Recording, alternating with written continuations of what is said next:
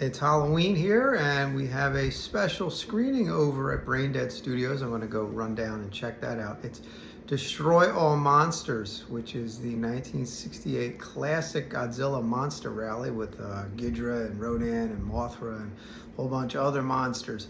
And it was, the high watermark of Toho of the 60s. Afterwards, the Godzilla series just went way down the tubes. Smog Monster was a standout. Terror Mecha Godzilla was great, but the rest of it was pretty bad. And there's a few reasons for that. I'm not really going to get into right now.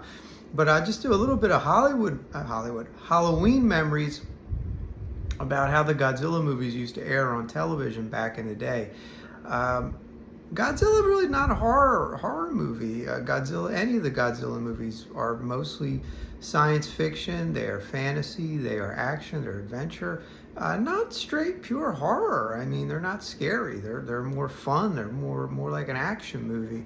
But they used to air on Halloween because it fit into that whole fantasy fantastic thing.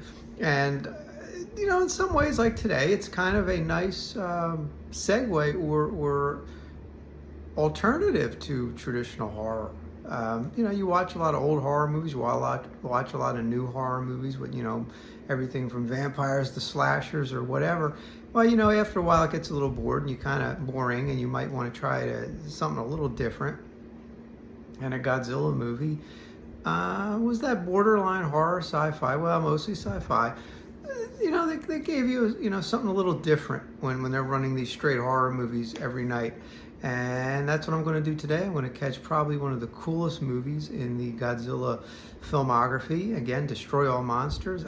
Definitely, if you can get a copy of that on video or watch it on TV or whatever, check it out. It is fantastic. It's a lot of fun.